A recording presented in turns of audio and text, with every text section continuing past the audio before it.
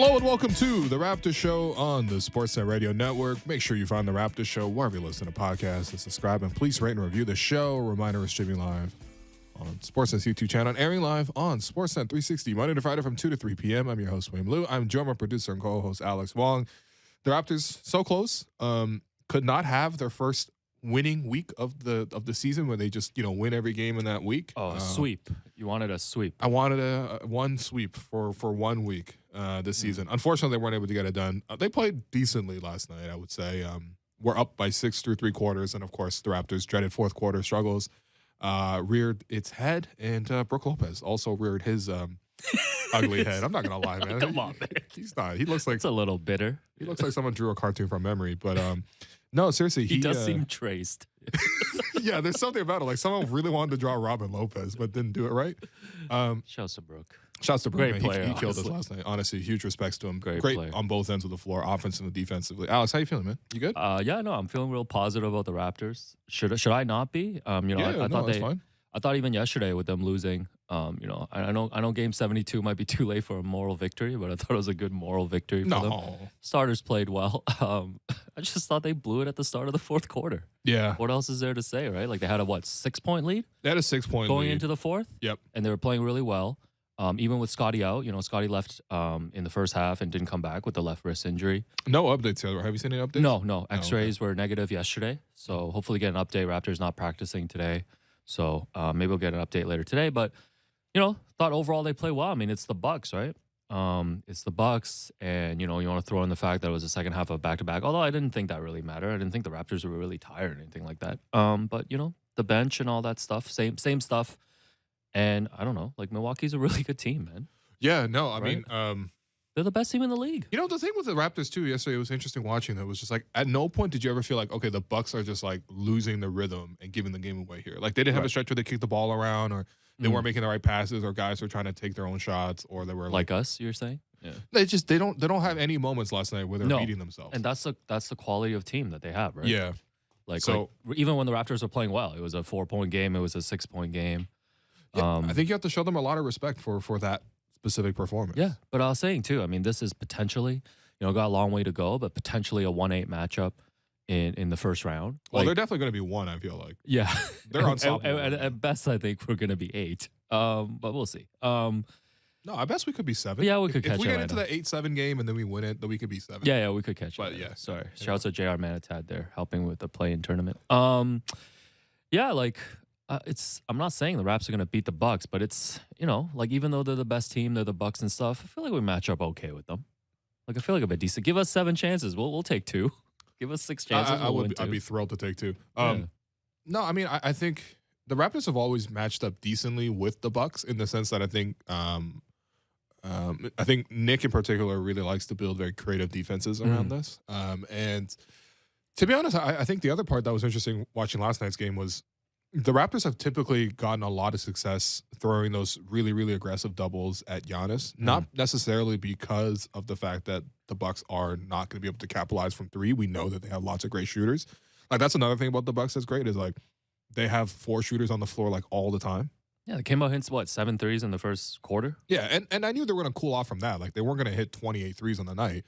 But at the same time, they do space the floor well, but the Raptors have been able to at least force Giannis into a lot of turnovers by really pressuring the pass. And sometimes Giannis will be fairly erratic with some of those passes. Like in that super ugly game where the Raptors, remember they shot 2 of 30 from the field. The one that broke you. The game that broke me, literally. You know what happened in that booth. But Giannis had 12 turnovers in that game. And a lot of those were just him slinging bad passes out of those double teams. So I think he actually did a much better job of being much more accurate with his passing last night and also very quick with it. But generally speaking, the Raptors do scheme well for Milwaukee. The thing is, I just don't know where the Raptors are going to get their advantages from. I thought through 3 quarters, they played as well as they could have offensively. I thought Fred was giving them a big lift as he continues to do here in this stretch. OG has been just phenomenal on both ends of the floor. I really, really loved his game last night. And those 2 guys were giving you a lot on offense. Meanwhile, I thought, Pascal did a good job in terms of not forcing his shot, also taking the shots within the flow of the offense. Unfortunately, he wasn't able to hit a lot of jumpers, which we know comes and goes with him. But he was doing decently. I thought Gary was coming off the bench and doing a good job. in his first stint. Obviously, with Scotty out of the lineup, Gary was the one bumped into the starting group, and I thought he played well, in the third quarter, but definitely went very cold in the fourth quarter. He was 0 for 6, I believe, in the fourth quarter. Including a wedgie at the end. Yeah, by the way. That was tough. A wedgie out of a timeout. Add that to the bingo card, by the way. That was a perfect way to end the game. No, but like the Raptors just, I'm not sure where the advantages are going to be there sustainably. Like at minimum, the Bucks are going to be able to draw a double team to Giannis, and essentially it's just about can they get the pass out, because the rest of the team is spaced out perfectly where they're going to get a wide open corner three, and at that point it's just about making them right. And then as we saw last night, the pick and roll with Drew Holiday and Brook Lopez is also another area where they can generate advantages. Like the Raptors definitely need to send extra defenders at that as well. And Drew wasn't even that good last night offensively. He didn't really try to take over. He was very limited.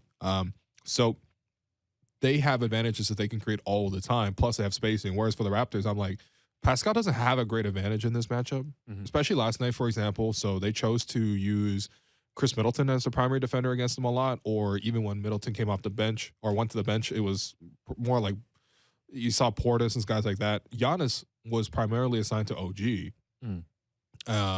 And so I think that if the Bucks want to squeeze even more on Pascal, they can simply by flipping that assignment and just putting Giannis on him.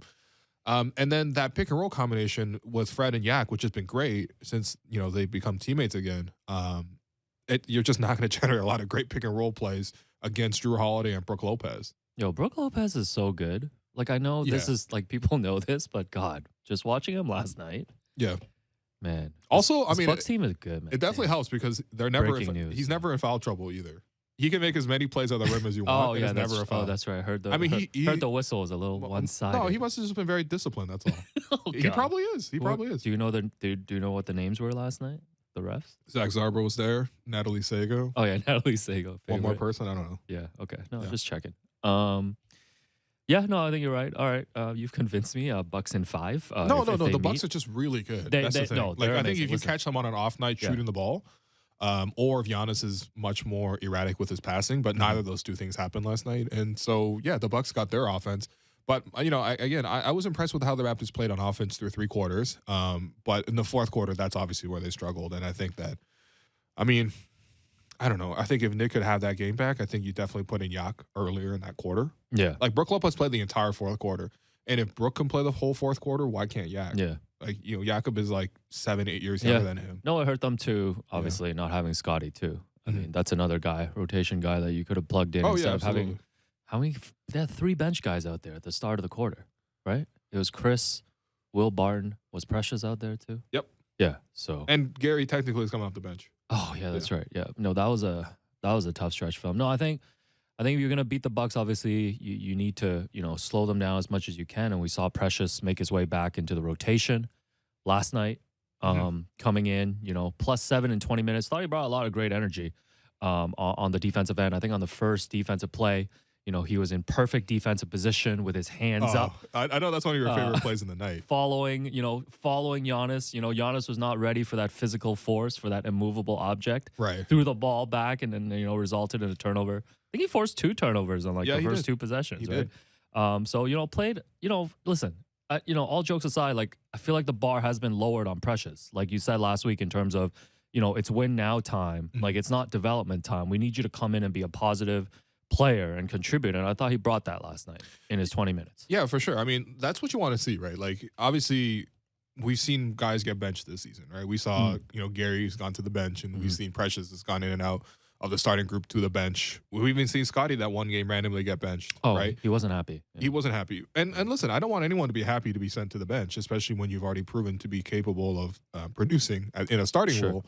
But at the same time, like, how do you handle that emotionally, right? And I think that, for Precious in this case, he came in and he was very professional when he got the chance, right? I thought, when he got that little extra run in the end of the OKC game, I was like, all right, that was shaky to me. But whatever, that was the end of the game. That was like the third units are out there, right? So, wait, was it the Wolves game? He came in the Wolves game, right?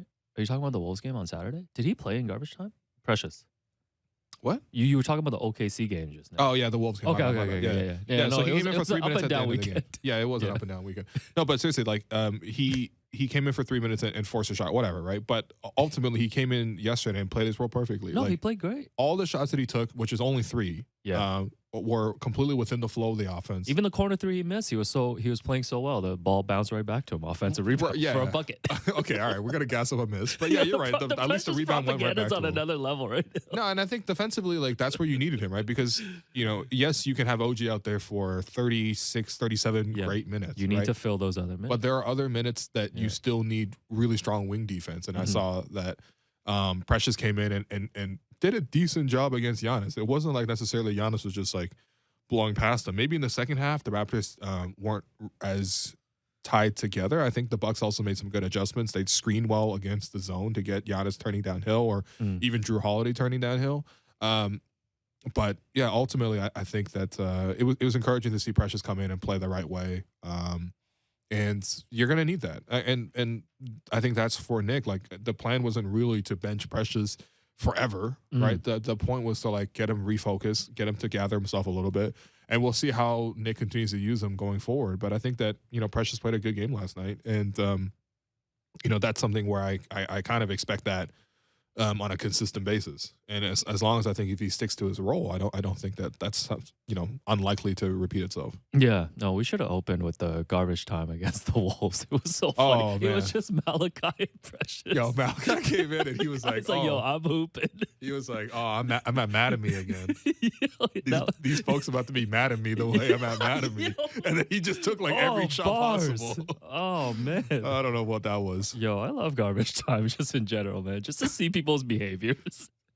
Joey Scamp's like, can you please pass me the ball once? You think Madame Flynn should have been playing over Will Barton last night? Oh yeah, I mean I had Will Barton like 7th on this run now, okay. But sure, we can get to it. No, we can get to it. Okay, no. all right. No. Let's talk about Jakob. Jakob Poeltl, 20.6 rebounds. Took 18 shots yesterday, 10 of 18. Again, you talked about the defense at the rim. Felt like he missed a lot of easy ones, but again, you got to credit that Milwaukee defense as well. Again, I'm just looking ahead to potential matchup against them, like maybe in the postseason. Like, I need Jakob to work on that Kem Birch push shot. I feel like there's gonna be a lot of those push shot opportunities for him. Yeah. Well, I mean, that's the thing with Milwaukee, right? I think in the first half they played much more conservatively with Lopez dropping back. I think in the fourth quarter, Lopez, not only was he carrying the score, but he literally outscored the Raptors 17-16 by himself. Yo, he's so good. But he defensively, if you notice like how the Raptors were being played in that pick and roll coverage, in the first half, Lopez was dropping back a lot more, and there was a lot more space for Fred to pull up for mid range or Gary to pull up for mid range. Second half, especially in the fourth quarter, Lopez was pressing way up higher, not at the 3-point line or anything, but like in a reasonable amount where he's contesting that mid range jumper as well. And so there were a lot less space there. But when that happens, I do think that there's a chance for Yak to slip to the rim because now all of a sudden Brooke isn't just sitting at the basket. Right. So we did see Yak get more opportunities. I mean, overall, I think that, yeah, I mean, it's a little bit spooky playing against this team, right? There was one play where I thought Yak had a pretty open chance to just go straight up for a layup, but he passed out of it because I think that he was just worried about the shot blocking. Like, that's something that I think is truly is a big hurdle when you play against Milwaukee. It was even that way when the Raptors had Kawhi and the Raptors were playing them in 2019. It's like, it's a real hurdle to go into that paint because of how much shot blocking they have. But at the same time, like, you still need to attack it with force. Like, this came way too late. But in the last minute of the game, there's a play where OG caught it on the wing, attacked the closeout, and went super strong to the basket and tried to dunk it on Brook Lopez. And Lopez had to foul him hard to get him to go to the free throw line. And it's like, that's the kind of effort that you need to see. And I thought that there was a little bit too much like finesse from Yak in that sense. I thought he figured it out a little bit better in the fourth quarter. I mean, he was actually the Raptors' leading scorer in the fourth. He had 8 points on 4 of 7 shooting. And a lot of that was just like, the Bucks were focusing so much on Pascal. Like, they were sending 2 defenders at him all the time that eventually Pascal figured out, oh yeah, I can just set up Jakob a couple of times, and I think that that's where they were combining a little bit better. But yeah, I mean, it is strange overall to see Jakob taking 18 shots. But yeah, I think for him, it's just more of like, finding a way to play against this matchup, because I never really felt like he was comfortable in this game. Like, I didn't think he was in position that often defensively to sort of impact the play, which obviously that is, half of what he does. And yeah, I think it just comes down to the Bucks being a very peculiar matchup, man. Man, they're good. Yeah, no, I'm really jealous watching that team. Because the Raps used to operate at that level, but it's fine. Okay. Yeah, I know you spotlighted OG too, but man, he's been playing so well the last 2 weeks. Like that road trip carried over into this week as well. Just the two-way impact from him right now. Like I think this is the OG. I mean, if OG is really unhappy with his role, I hope he continues to be unhappy and just plays at this level, man. No, I mean, look, it's interesting because the Raptors did actually feature OG, right? It happened at the start of the second quarter when it was his turn to be the one starter with the bench guys, and it worked. It worked. It was only like 3-4 possessions, because I think the Bucks called timeout and guys sort of came in and out, but it worked. Like he had a play where he went one-on-one against Chris Middleton. Middleton was sort of sagging back off of him, and OG just rose up for the mid-range jumper, knocked it down. Another play where OG was running a pick and roll, which you rarely ever see. But the Bucks were dropping back, like I mentioned, in the first half. And so, a good screen came. I think probably Precious or Chris, one of those two guys. And OG had space to shoot it on the off the high screen, and he knocked that down as well. You just, again, rarely see him running pick and roll or rarely see him knocking down pull-up jumpers, but, he was doing that. And then, of course, after you knocked in a couple jumpers, what happens, right? Middleton is now playing him much more tight, and OG just, drives it against him, uses his strength, puts him under the basket, and he finishes around the hoop. So I actually like the fact that the Raptors, featured OG in that way. I feel like the Raptors have been trying to much more recently. I feel like definitely Scotty makes it a point to pass to OG as much as possible. We got to track the number of passes to each teammate. I guess it's not that hard. No, it's actually not that hard at all. But that's how we can break down the locker room dynamic. No, because the issue is the Raptors also run a lot of that dribble handoff stuff and just 3-man weaves and stuff. Okay. And I'm just like, that's artificially inflating the passing. It's X's and O's. Okay. No, but I feel like the Raptors have been making more of a point to feature OG, and I think that last night was an example of that working. Now, the Raptors didn't ultimately have OG to start the game in the fourth quarter yesterday. Instead, they had Pascal in that spot. And I thought the Raptors struggled a lot more in terms of getting their offense organized. Yeah. But overall, I really enjoyed watching OG's performance. I mean, look, he was matched up with Giannis on both ends of the floor, right? Obviously, there's a physical toll to guard Giannis like that. I think OG did his job in terms of cutting off Giannis, absorbing that first drive. And, of course, anytime that Giannis didn't have that head of steam and he started to turn his back, that's when the double team would come at him. And he did a great job of passing it out. And he had, 10 assists last night? Yeah, triple-double? Yeah. Yeah, triple-double, somehow threw a perfect game. Yeah, 9 of 9 from the field, including a 3. Also had a mid-range jumper. I didn't even feel like he was that impactful, to be honest. I know. He's just that good. They just showed the graphic at the end, and I was like, what? No. Wow. So you tell me he had a Nikola Jokic triple-double? Is what you're telling me? Come on, man. Let's not get toxic. No, it's fine. It's fine. But, yeah, I thought OG did a good job in terms of tackling the hardest part of Giannis, which is just to sort of absorb the blows.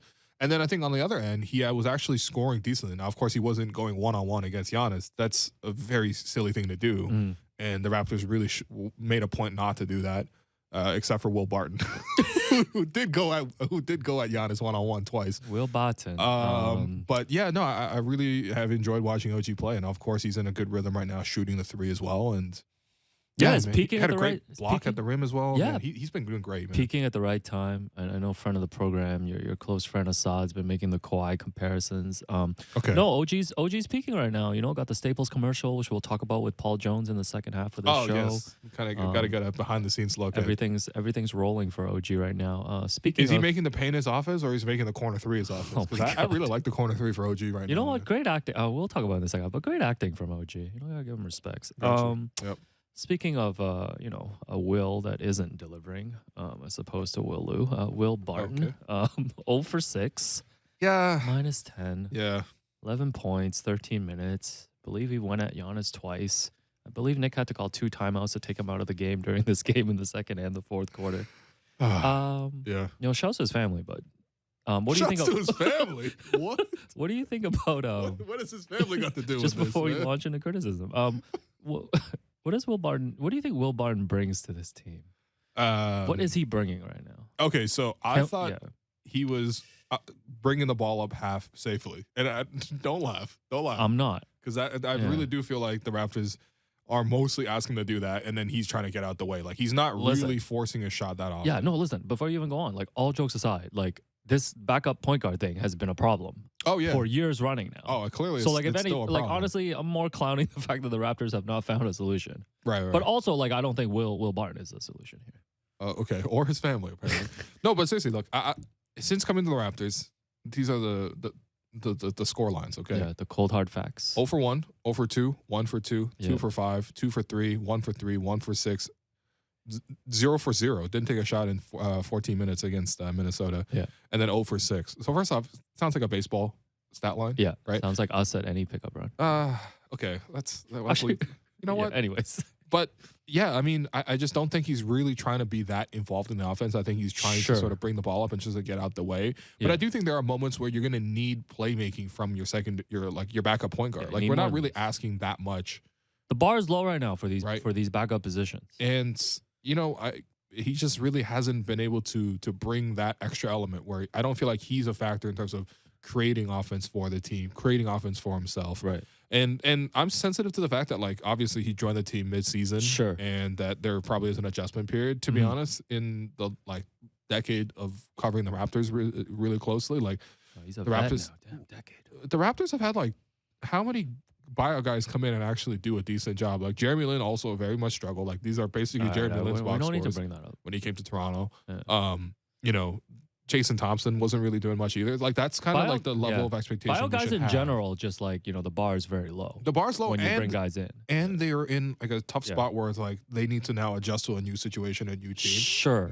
midway. Now, of course, a guy like Yak, he's clearly adjusted midway and he's done perfectly. Yeah. But I just think, Will Barton really hasn't Well, been able to find his spots. And, yeah. and also, like, look, listen, like, he's just not making shots. Like, some of the shots he took last night, okay, the first half when he won one-on-one against Giannis twice, I don't know, that's just bad decision No, making. but he has some other good looks. But he had 2 wide open mid-range pull-ups yeah. You make in the those fourth is quarter. different. Mhm. And, you know, yeah, I mean, are they the greatest shots in general? No. But at the same time, you're asking a backup guard to come in and do something for you. And that's not outside of his skill set when you watch the entirety of his career. But right now, he just hasn't really found a rhythm at all. And, you know, anytime, I don't know. I think anytime I see a performance like this, I'm just like, I feel bad for Jeff Dowden. Like, Yeah. Jeff could have done this. So can they convert his contract? What's going on? He's got the 2-way contract. They can convert it and bring him back. Like, is that a thing? A mechanism? Blake Murphy Tuesday? What's I think they going got to cut somebody. on? Okay, I the can pick a roster few is full? guys. Oh, okay, all right. No, A few. no. But I think I get all those things that you just said about Will Barton. But in the same way that you talk about how we talk about Precious, how like, oh, this is not the time for development, et cetera, et cetera. Mhm. For me, it's the same. Like, this is not the time to give like more runway to a guy to see if he can fit into this like backup point guard role in terms of what they need, especially if you feel like there is an internal option, Yep. like a Jeff Dowden Jr. Because like you're trying to win games right now. So like if you do feel like that's a better option for the team, like I do feel like they should make that move. Well, I mean, that's where I'm still a little bit on the fence. Sure. Because of the fact that, like, I do believe that Will Barton has more of an offensive skill set than Jeff Dowden does at the moment. Yeah. Defensively, I would take Jeff Dowden, but I haven't really had that many issues with Will's defense. Once again, we need to stack 3 backup point guards in a trench coat, and we'd have a good backup point This guard. is the same problem we have with every backup point guard that comes in recently, right? I Whether know. that's Armani Brooks, whether that's Malachi There's Flynn, one Delano skill set. Banton. Yeah. No, they come in, they bring the ball up half, and then they dump the ball off, and then they just wait around. Yeah. Right? And there's not an actual like playmaking element that we're actually asking out of these guys. Yeah. And I thought that with Will's track record here, obviously the other guys were young and they're trying to make their way in their careers. A guy like Will, who's played in the league quite a while, like again, I'm not asking for him to come in the game and be the best backup point guard in the league, like a Malcolm Brogdon type. I'm Yeah. just asking for like a little bit of playmaking, right? Especially when the play gets stuck. Like that fourth quarter, they're really aggressively loading up on Pascal. Mhm. Gary really can't get his shot off that well. Obviously, you're not asking Precious or Chris to create one-on-one. So it's like you just need your backup guard to come in and do something. Mhm. And he just wasn't able to sort of create those advantages. Or when he did create those open spaces in the mid-range, he wasn't able to knock those down. But it's just like, that's not actually that much to ask for. The Raptors have just been very, very, very deficient on that front in terms of having that backup point guard. And yeah, I mean, I think when we were assessing the problems of the team, even last year, we were looking at it like, okay, the Raptors need a center and they need a third guard. Mm. Right. And of course, this year, it was the same assessment, except for the fact that the Raptors are losing. So it was like, do they tank instead? No, they don't choose to tank. They added Jakob Poeltl. Center position now looks pretty solid, Mm-hmm. but they still need that third guard. Oh, And man, I Will can't- Barton was sort of just like a buy low option Yeah, for to sure. see if he has something left in the tank. And right now, he hasn't really found that fit. I think that they'll still try to ride with it and they'll still try to give him more chances. But yeah, it was tough last night seeing the 0 for 6 in the box score. Yeah, I can't wait till this Raps team has a good third guard, man. It's gonna feel so good when you see that first guard come off the bench, and you Well, know you I mean, can I guess rely they were on it. trying to get Was Malcolm Brogdon, the right? last reliable backup guard Fred when Fred was Uh, backing up you know, it's interesting because Kyle? technically it would have been Norm, except Norm also really struggled coming off the bench. Right, so he was often And he put played into the really starting well lineup. with the starting group. Right. So I think it's Fred. reliable, it might actually be Fred. Damn. Yo, that's so wild. Fred hasn't had a backup for himself as a second stringer or as a first stringer. This is Yo, amazing. that's actually incredible.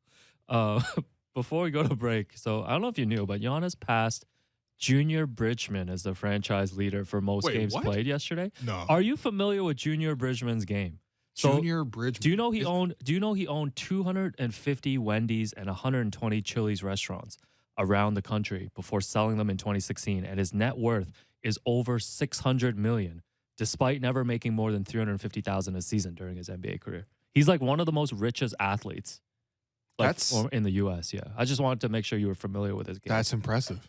Yeah, that's impressive. That's Yeah. like one of those stories that Prop Joe would tell about how people yeah. back in the day R.I.P. We'll Lance just- we'll Reddick, just- by the way. Damn. buy for the dollar, sell for $2. Yeah, no, that's Yeah. what he did. He retired from the NBA. He invested in these franchises, sold them in 2016. He's the president and CEO of Bridgman Foods Inc.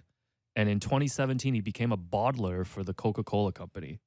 Wow. And he's just like, yeah, worth 600 million. That's Just wanted you to know that's that. impressive. I mean, I feel like So that's what much Giannis is trying to do, right? Like Giannis is I'm like sure Giannis Giannis might be gonna worth be a 600 already. no, he's going to be a very successful businessman when he's Yeah. done Yeah. because of how frugal he is with his money already. Yeah. Like Giannis might be the most frugal NBA player ever. Like in terms of like how much money he makes versus how much money he spends. Oh, yeah. Yeah. Giannis is definitely packing that BOGO medium meal to go in every Yo, arena. legit, man.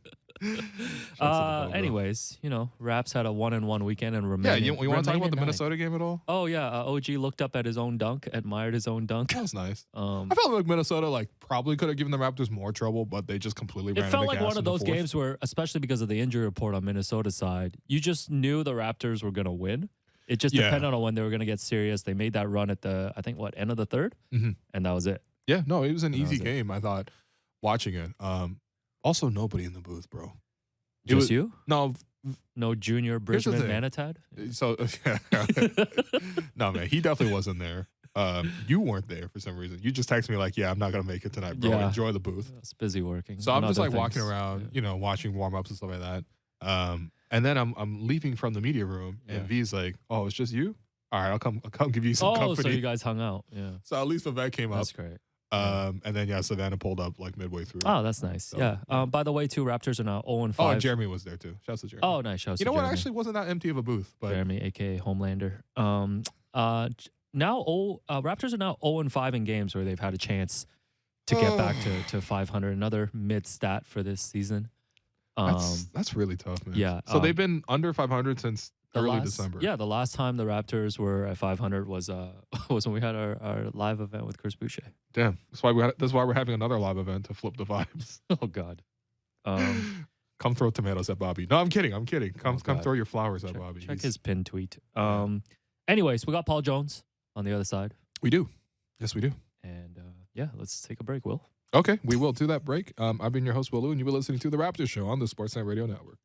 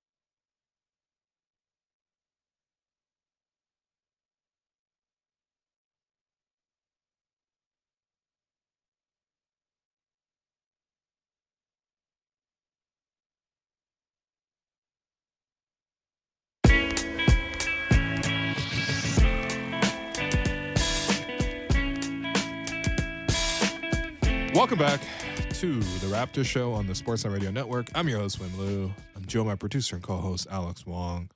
We're working to get Jonesy on the line. Do we have Josie on the line?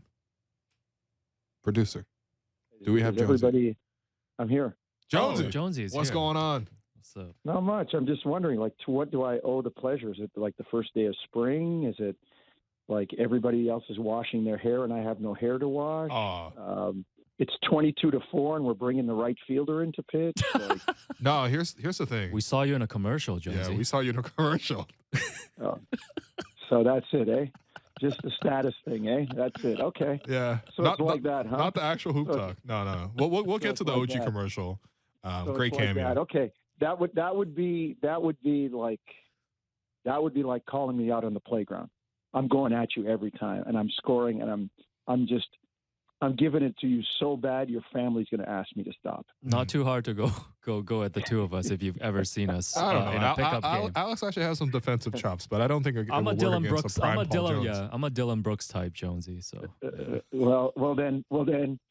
Dylan used to play down in the hood where we played. Then I'm just going to say this, Alex, we're going to fight then. Yeah. God damn. If you're Dylan, hands are going to fly. We're going to fight. All right, that's not going to end well for me either. Yeah. Oh, damn.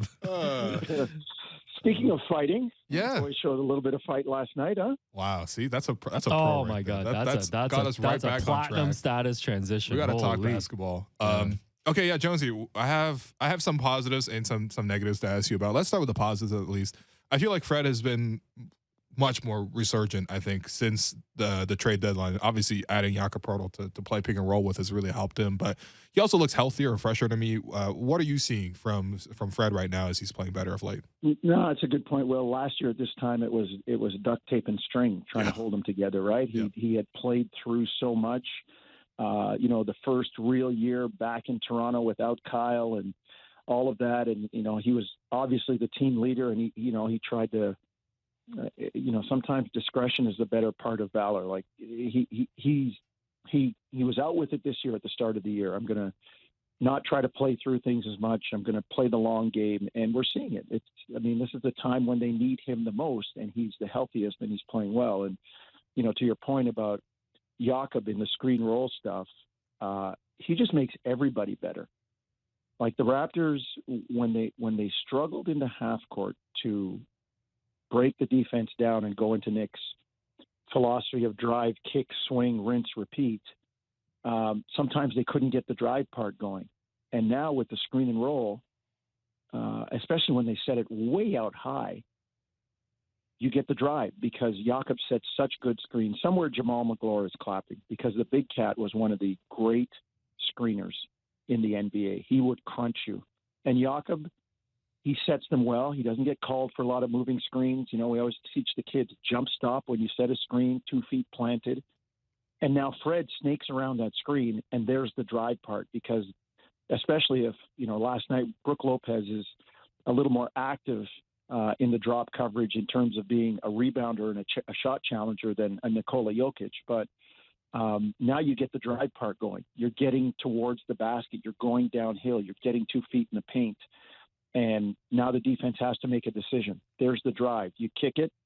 If it's a Gary or an OG, you got a shot. If it's Pascal, it's a swing or he's got a shot. And I just think the offense is working much better, all because of Jakob.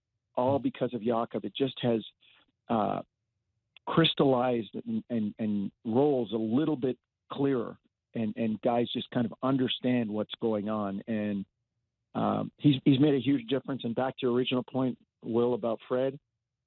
Fred's been terrific. Like his basketball acumen is off the chart. Yeah, no doubt. I mean, I thought he cooled off a little bit in the fourth quarter last night, but definitely through 3 quarters he was sensational. The playmaking's been up as well. People have really been noticing that. Your point with Yak is great because he does have that chemistry with everybody right now, and it feels like he's got like a combination with every guy. Obviously, him having that pick and roll with Fred is primarily the way they're using him right now, but he's also opening things up for Pascal. I thought Pascal got swarmed quite a bit, as you would normally see in the fourth quarters, and it was Jakob who was that pressure release valve to sort of make a couple of layups on the basket. Him and OG have that nice little play down pat where, Yak's at the elbow, and there's that little back screen with Fred for OG, and OG cuts to the basket for the lob. We've seen that consistently, including over the weekend against Minnesota. And you know what makes that work, Will, really, really well? What? Like in the vein of John Stockton, Fred, and when he was here, Kyle, for little guys, they are great screeners. Right. Like there's a lot of little guys that kind of, they brush and they might stick a hip out or try to get a shoulder and a piece. No, man, Fred stands there and for whatever he's listed at, 6 feet, whatever, he hits a guy. He, like, when you screen, you make contact, and the screen's being used well. So that is a money play. And like I said, all the other stuff is falling into place just because of Jakob. And Fred's decision making, like you said, Will, like Isaiah Thomas used to say this all the time. The Isaiah Lord Thomas, the Hall of Famer. I'm not necessarily worried about the guy that's giving you 30 points, but I'm kind of more worried about the guy that's giving you 20 points and he's got 12 assists. He goes, because now I'm not putting out one fire. I got a bunch of guys at the party that I got to be aware of. And Fred has been doing that. He's been, as a true point guard, he's been scoring, but he's been looking for his other guys, especially early, getting them going. Or if he gets going early, now he starts to look at other people. His playmaking has been terrific. Yeah, no doubt. I think the other positive, actually, I lied saying there's only one positive. There's been a lot more positives around the team recently. OG's playing amazing. And I thought last night was another great game for him on both ends of the floor. I mean, the best thing you can do defensively is just to make sure the opposing star player doesn't shoot the ball. And I feel like you've seen a lot of low attempt games.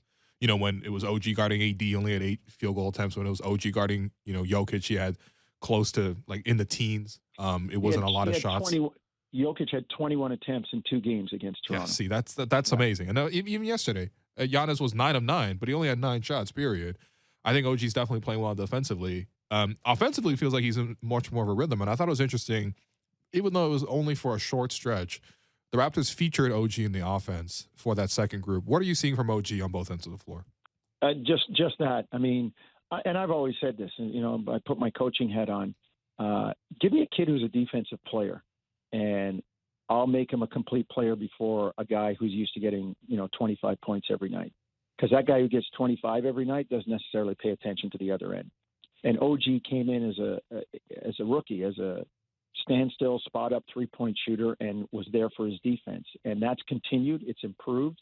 And as kids are wont to do, they get in the gym and work on their offense. So he's been more confident, really kind of playing to one of his strengths in the catch and shoot.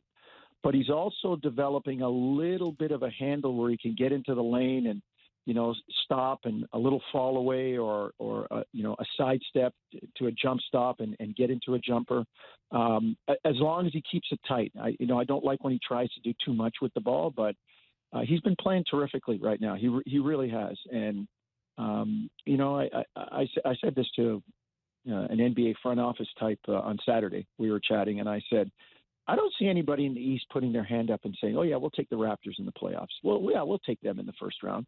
Because even if you win, you're going to feel it. And I never put it past Toronto, especially with OG playing the defense that he's playing now and the way the offense is clicking. They could be a very tough out. Yeah. Now, I think the last piece that I would like to see, at least for this season, is just the Raptors to have a little bit better composure in the fourth quarter. I thought that's where last night it was clear that's when the game slipped from them. Brook Lopez goes on a personal 8-0 run.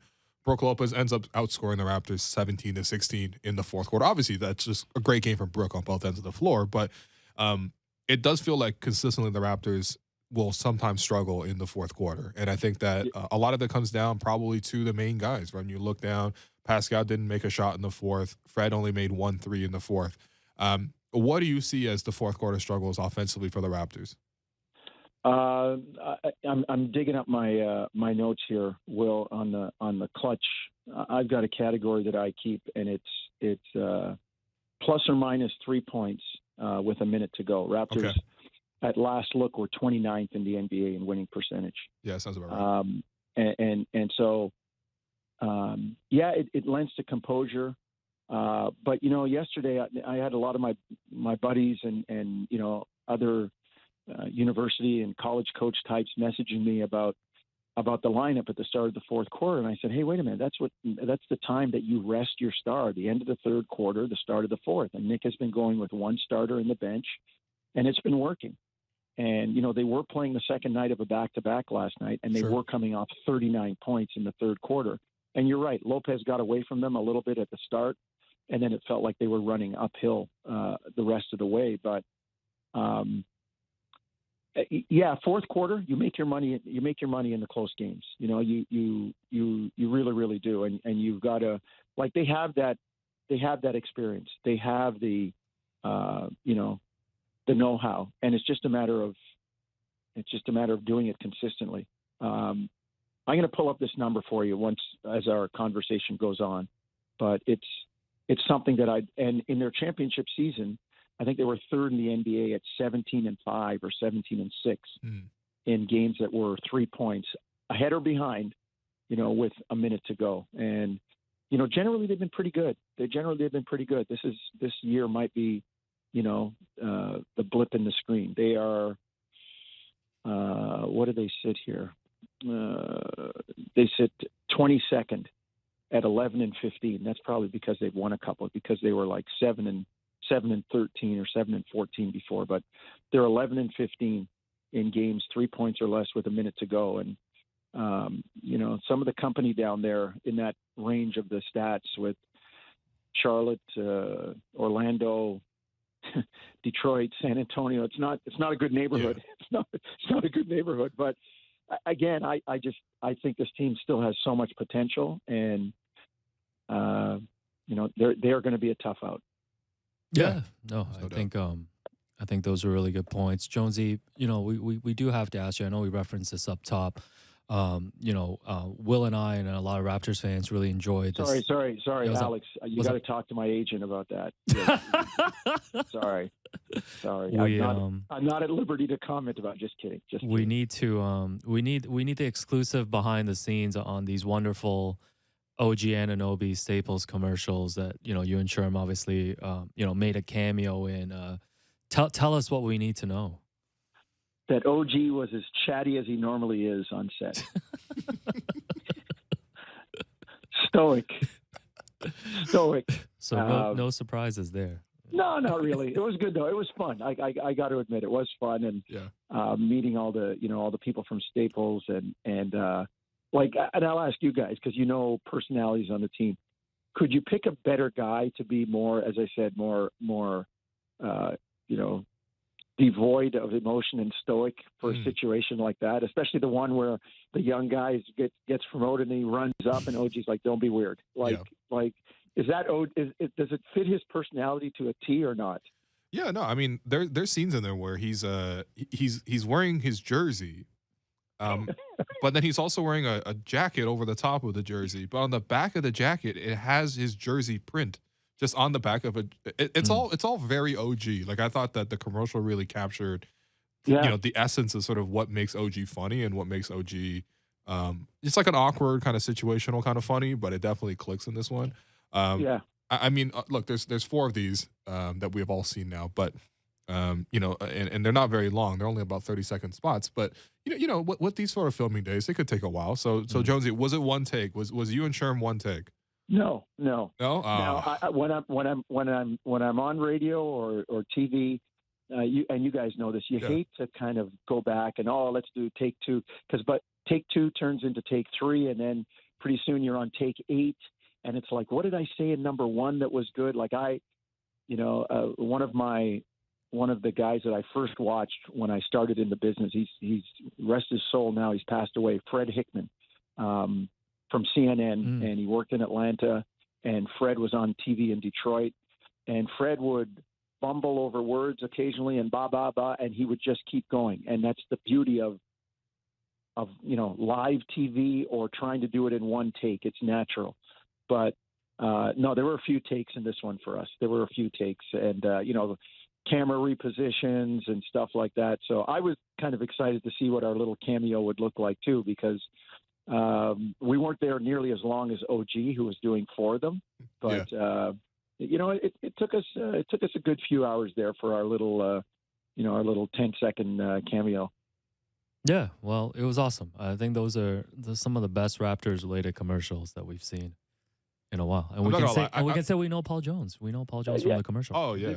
Does that mean now when I see you guys at the arena, you're going to have suit jackets with your name on the back, like Wong or Lou? And That'd be because kind of hard. when you I actually kind of would because like when one. you have your own show or your own thing, you can do that, right? Don't give us any ideas, man. Jones. And I'll we just like use to my run with line them. from the commercial. What's with Will? What's with Alex? Wow, one take on that one. Wow, that was a one take from. We're gonna need to Actually, clip that. Actually, you guys don't know how many times I say that listening to the show. What's with Will? What's with Alex? Trust me, I think Yeah. that's a general feedback on this program, Jonesy. Yeah. Oh, Man, listen, Jonesy, I always appreciate you and your insight, and honestly, hope we can chat again very soon. for sure, guys. For sure. Thanks for the call. Appreciate it. Paul Jones, Yeah, that was radio legend. yeah, the commercials, like you mentioned, I thought it was just scripted really well to kind of line up with take advantage of OG's Well, personality. It's good that you say that because Oh, what's you up? have infamously on episodes of the Banter Pod that we have done Mm. commented on the fact that OG to you isn't as funny as he is to everyone else. I think your exact phrasing was Sports funny. sports funny. There's sports funny, which And is actual which is Blake funny. Griffin funny. Yeah, which is actual funny, then which there's is Tom actual funny. Tom Henry funny.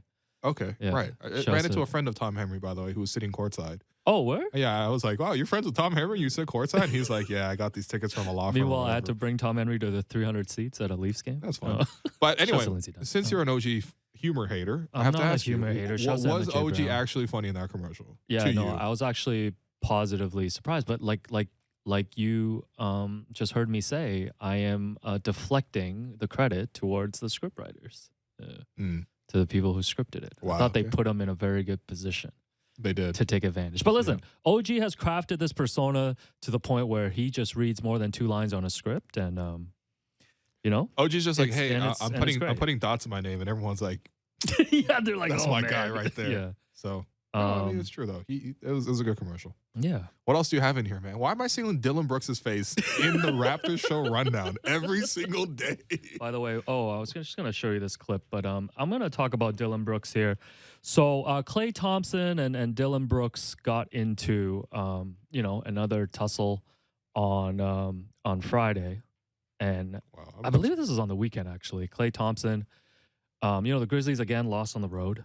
the Warriors. No, the Warriors lost Yeah, on the road yeah, to yeah. the Grizzlies, and Klay Thompson at the end of the blowout loss was counting his 4 rings Right. towards the Grizzlies bench. First of all, I wanted to get your thoughts. Like, the Warriors have won 7 total games on the road Yeah. this season, and this is the end of the blowouts. And this Which, is by not the way, one of them was a blowout, convincing win against the Raptors at Scotiabank Yeah, Arena. that- by the way. One of yeah. their 7 wins. Yeah. And I would have to, if I had to guess without looking it up, that's their best road win of the season. Yeah, I was actually counting the road wins yesterday. They've only had 2 road wins since Draymond Green and JaMychal Green cooked us on that day. They were running green pick and rolls. No, those were the Warriors. There was Squid Game. But what do you think about Klay? Like, is this cool or not? Cap Of cap course or this no is cap? cool, man. In a blowout loss, though. In a blowout loss, flashing the 4 rings. The rings are forever, man. Like, the Raptors beat the Bucks last night. You know what I'm thinking?